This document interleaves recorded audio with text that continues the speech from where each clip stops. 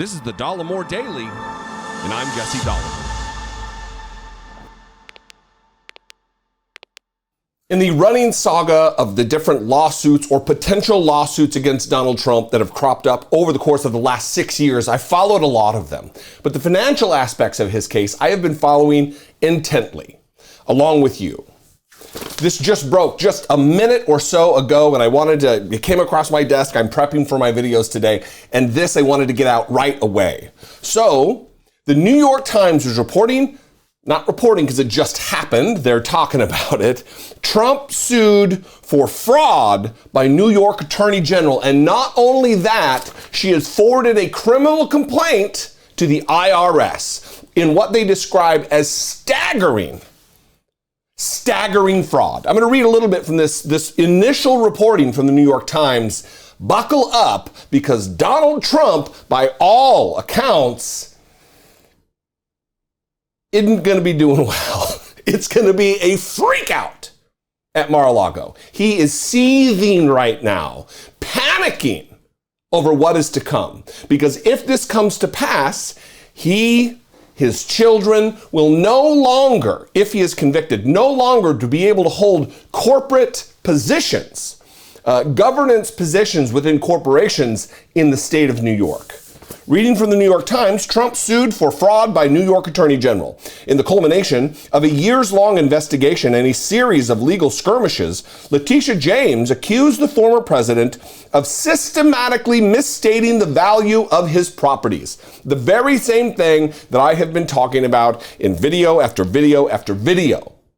I've said that it's going to be fraud because he inflates the value of his properties when it comes to bank loans and worth for that matter, and then deflates them, says they're worth almost nothing when it comes to time to pay taxes to the government. So either he's lying to the government or to the banks or to both. In any case, that is fraud, financial fraud. And if he received money over wire transfer based on that fraud, it's also wire fraud. Continuing to read here, the lawsuit accuses the former president of profiting from a staggering fraud.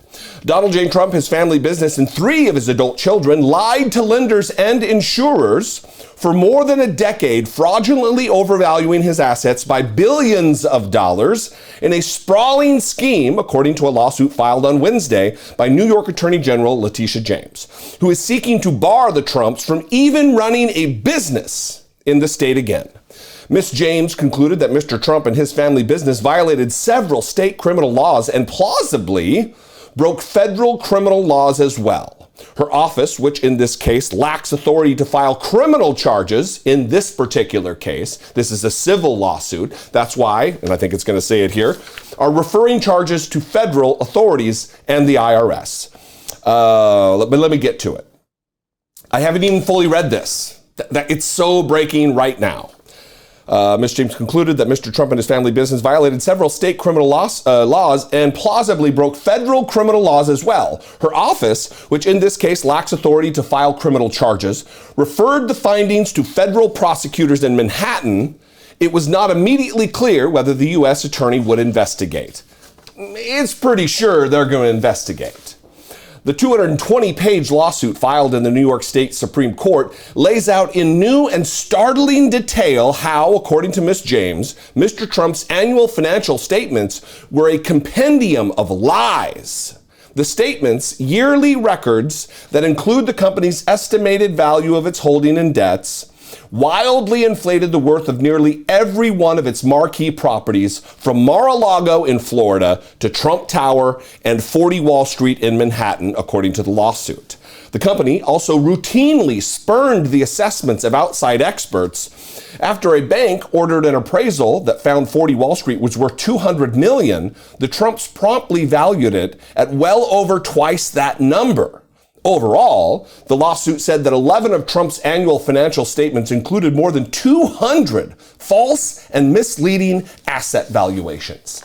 That is an amazing accusation. An amazing accusation that, from everything we know about Donald Trump and his dopey kids, will be found to be true.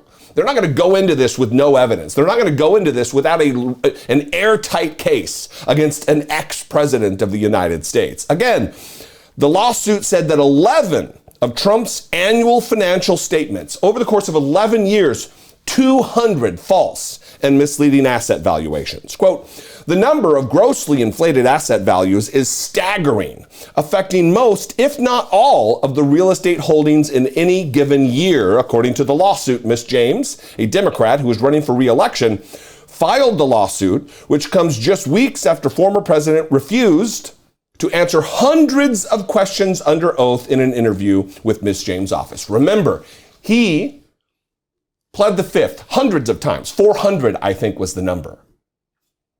Why would he plead the fifth? Remember, you can't plead the fifth because you just don't feel like testifying. You can't plead the fifth because you don't like the questioner. You plead the fifth to protect yourself from criminal prosecution. That is what the Fifth Amendment protects. That is our right under the Constitution. But it's not to protect you from irritation. It's to protect you from criminal prosecution. You cannot self-incriminate in the United States. Mr. Trump has long used his net worth to construct a public persona, as a self-made billionaire, an image that underpinned his initial run for the White House. But according to Ms. James, he had a financial motivation for inflating his property values. His company, the Trump Organization, provided the fraudulent financial statements to lenders and insurers, her suit said, to obtain beneficial financial terms, including lower interest rates and lower premiums. All told, Ms. James said, he was able to obtain $250 million in ill-gotten gains, money she now wants the company to forfeit. $250 million. This isn't $5 million in fraud. We're talking about $250 million in this fraud allegation. Ms. James, who has become one of Trump's primary antagonists, is looking to extract a steep price from the former president and his company. Her lawsuit asks a judge to appoint an independent monitor to oversee the company's financial practices while ousting the Trumps from leadership of their own family business. Ms. James also wants to prevent the family from acquiring real estate in New York for 5 years in order to preclude the company from reinventing itself in Florida while expanding its New York operations. There is teeth to this lawsuit. And then finally, if she is successful, Mr. Trump, as well as his children, who are named as defendants, Eric, Ivanka, and dopey Donald Trump Jr., will also be permanently barred from serving as officers or directors in any New York company, essentially chasing them out of the state. While Ms. James stopped short of trying to dissolve the Trump Organization altogether, she wants to shut down at least some of his New York operations. This is big news. This will be the headline leading into the weekend if journalists do their job correctly. That we should not sleep on this. Financial fraud oftentimes gets looked the other way by authorities, but it should not in this case. We have a serial criminal as the ex-president of the United States who intends to take office once again, who attempted to overthrow the United States government. There needs to be consequence. And if this is the way, a civil suit forwarded to the federal government for criminal prosecution, the IRS, who just got new money and investigators to investigate this type of thing, then so be it. What do you think? I'd love to know. Let's talk about this. You can leave me a voicemail, 714-576-4054. Of course, you can email me daily@dollemore.com. I'm rushing. I'm trying to get this out because this is important. Share this with someone to make their day if they are opposed to Donald Trump. Follow me on social media. Let's talk about there. I'm at Dollemore just about everywhere. Instagram, Twitter, no longer TikTok, permanently banned. We're trying to work that out, but we'll see. At Dollemore. And if I do something for you that brings you value, if I bring a smile to your face or just information, then please consider supporting my work if you are in a position to do so.